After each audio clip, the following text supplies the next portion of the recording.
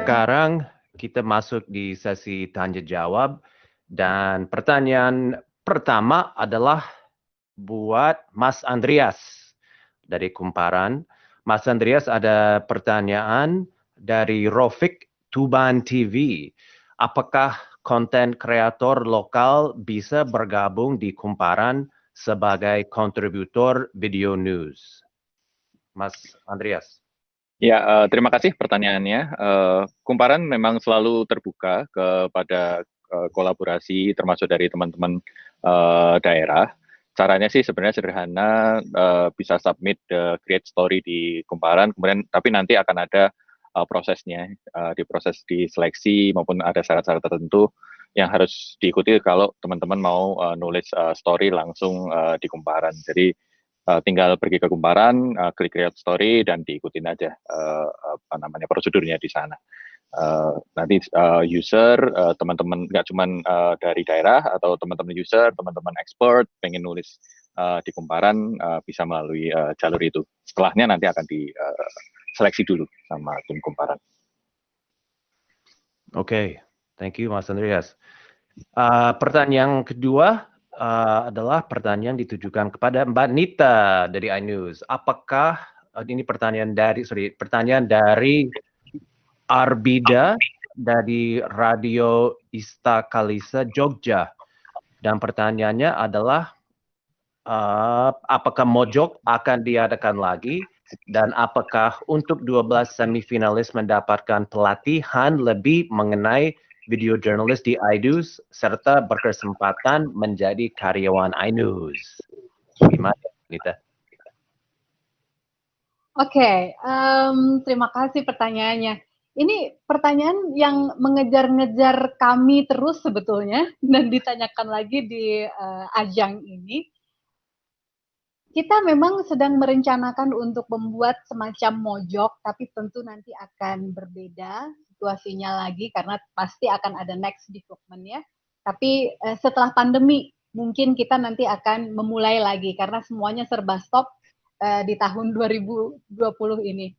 Terus untuk yang pertanyaan yang selanjutnya yang 12 orang tadi ya, itu sama jawabannya. Kita memang saat ini ada beberapa teman yang finalis dan semifinalis dari Mobile Journalist Competition yang magang di kami di iNews saat ini. Dan iNews kan nggak cuma untuk satu TV ya, ada RCTI, MNC TV dan GTV yang juga mereka juga akan menampung para semifinalis dan finalis dari Mojok.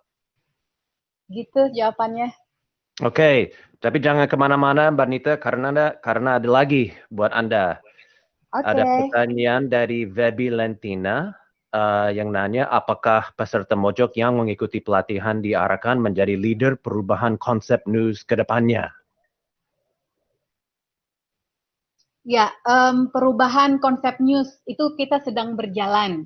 Tentu saja nanti seiring perkembangan waktu ini justru jadi inkubator kami untuk bisa membuat news yang jauh lebih adaptable dari sisi teknologi, juga dari sisi audience yang juga banyak berubah dari perilaku menonton orang sekarang ya. For sure jawabannya. Oke, thank you. Mungkin saya bisa nanya Mas Jimmy pertanyaan yang sama dari organisasinya TV One, dari yang ikut programnya, apakah mereka juga di-groom, dipersiapkan buat semacam posisi sebagai leader di dalam organisasi Anda? Ya, thank you Jason dan pertanyaannya.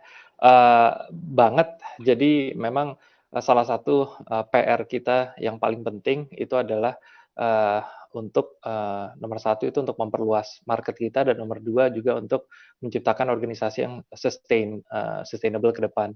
Jadi calon-calon pemimpin ke depan itu yang harus kita cari dan kita sadar dengan perubahan yang terjadi industri kreatif ini.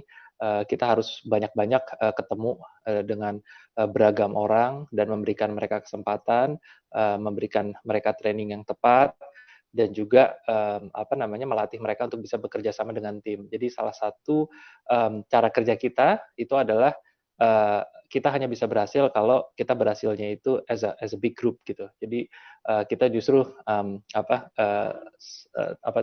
selalu menghindarkan kalau misalnya ada orang yang misalnya dia kelihatannya bagus gitu, tapi tidak bisa bekerja sama dengan yang lain. Justru itu hal seperti itu yang kita lihat. Jadi yang sepakat. Salah satunya adalah gimana caranya kita bisa secepat mungkin dan sebanyak mungkin menciptakan leaders-leaders baru melalui semua aktivitas yang kita lakukan, including tidak hanya ke dalam tapi juga community events yang kita lakukan gitu. Jadi apabila mereka bisa menjadi leader nggak di organisasi kita, di organisasi lain pun we also consider that as a success. Awesome, great, thank you Jimmy. Saya juga melihat ada pertanyaan yang mungkin bisa dijawab sama Mas Bimo dari Kompas TV mengenai kemungkinan akan ada pelatihan khusus buat orang difabel. Apakah ada kemungkinan misalnya untuk memberikan pelatihan buat misalnya mobile journalism atau yang lain. Dari Kompas TV, Mas Bimo, ada yang direncanakan atau yang dipikirkan? Ya, sebenarnya ini menjadi suatu pengembangan dari jurnalistik smartphone ya, ketika memang kita tidak hanya fokus kepada jurnalis-jurnalis kita. Saya sebenarnya ini merupakan ide yang menarik ya, ketika difabel juga diberikan kesempatan untuk bisa menjadi jurnalis. Kalau dalam konteks mungkin di Kompas TV, sangat mungkin ketika kita mungkin mengadakan pelatihan itu untuk mereka kelak menjadi kontributor kita. Idenya sih bagi kami adalah kesetaraan juga, dan ketika memang semakin banyak orang yang paham dan tahu bagaimana menggarap sebuah konten, tentu ini juga menjadi benefit yang baik buat Kompas TV. Dan satu hal yang menarik adalah dengan smartphone, dia tidak sesusah kita menggunakan kamera video kalau teman-teman di broadcasting biasa melakukan peliputan. Jadi kami pernah beberapa kali bahkan juga melakukan pelatihan-pelatihan sebenarnya kepada berbagai instansi dari TNI, Polri. Nah, ini ide gagasan ini sebenarnya cukup menarik dan kami akan bahas di internal. Harapannya bisa terrealisasi karena kami punya begitu banyak stasiun di daerah, dan di setiap stasiun daerah itu tentu masing-masing tim juga bisa melakukan pelatihan kepada rekan-rekan yang difabel. Semoga nanti ini bisa berjalan dan juga bisa memberikan manfaat baik untuk mereka yang difabel dan juga konten-konten yang memang akan kita create untuk bisa dipublish ke masyarakat secara bertanggung jawab. Oke, Mas Bimo, thank you. Dan dari pihak Google sebenarnya Google News Initiative ada newsroom training yang sudah berjalan selama hampir 3 tahun sekarang, yang sudah keliling-keliling Indonesia, dan itu programnya sebenarnya masih berlangsung. Jadi saya juga bisa bicara sama timnya mengenai training khusus, tapi trainingnya kalau dari Google itu khusus verifikasi dan fact checking. Jadi kalau memang itu sesuatu yang menarik buat Anda yang bertanya, silakan kontak kita, nanti kita lihat apakah kita bisa ke daerah dan melihat apakah ada waktu. Tapi pasti online, pasti virtual. So sebenarnya ada kelebihan juga sih kalau dari situasi sekarang juga kan, kalau dari virtual siapa saja bisa gabung. So nanti kita follow up. Yeah. Okay, so yang berikutnya for Joyce, about from the YouTube team, asking whether or not the YouTube Innovation Funding Program will be back again. Jadi apakah program YouTube Funding akan hadir kembali? Joyce, what's the word? Hi, thanks for the question. So we're very proud of how the last round of innovation funding turned out. As you could hear, the case studies were really inspiring and it made a huge impact for so many partners around the world. This year, however, we are shifting our focus a little bit onto a different area. So last time the theme was all about innovation. So all about how you could reimagine your newsrooms, workflows using smartphone journalism, as you heard about, etc. But this year, we're really doubling down on the theme of sustainability. So our project is, in fact, different. So the innovation funding program, as we knew it, will not be continued again. It's a new program that we're calling the YouTube Sustainability Lab that will really ask partners to imagine what it means to take your business to a sustainable level in terms of monetization, making money. So yeah, that's the answer. Oke, jadi fokusnya berubah menjadi sustainability. Oke, thank you Joyce.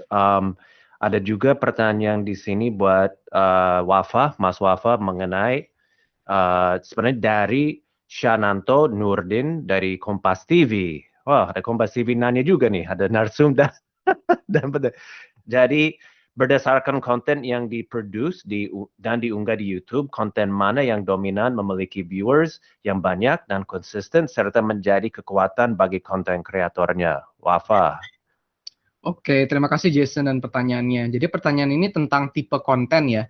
Untuk teman-teman yang ingin mengetahui lebih detail, bisa silakan buka Akademi Creator kita di creatoracademy.youtube.com, di mana di situ teman-teman bisa mendapatkan penjelasan yang sangat mendetail tentang tipe konten. Tapi secara umum ada 3 tipe konten, yaitu tipe yang hub, yaitu yang series yang diupload secara reguler.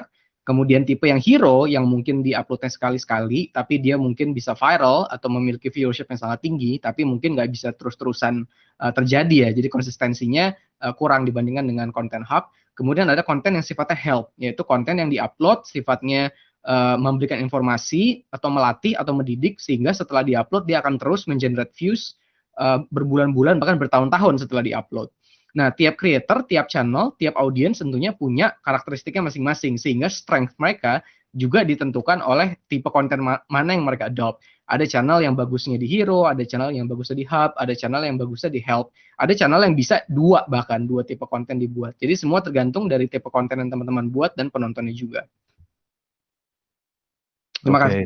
Ya, thank you Alfa. Dan itu linksnya kalau Anda ingin yang bertanya tadi ingin melihat lebih banyak lagi di site-nya Creator Academy, ada linknya sudah ada di bawah di bawah videonya. Silakan, ada beberapa links yang menarik baik dari Google News Initiative dan juga tentang semua case studies yang hadir dan teman-teman media yang hadir hari ini. Sepertinya udah nggak ada pertanyaan lagi nih, kalau kecuali ada yang mau ambil kesempatan untuk nanya lagi buat semua teman-teman dan narasumber di sini. Kalau belum ada lagi, saya hanya ingin berterima kasih sekali lagi kepada semua teman hari ini yang hadir, Mas Jimmy, Mbak Nita, Mas Andreas, Mas Bimo, Mas Haris. Semuanya terima kasih sekali untuk semuanya. Very impressive work, and terima kasih banyak atas partisipasi ini. Joyce, Wafa, Gary, thank you so much for making this such an interesting session.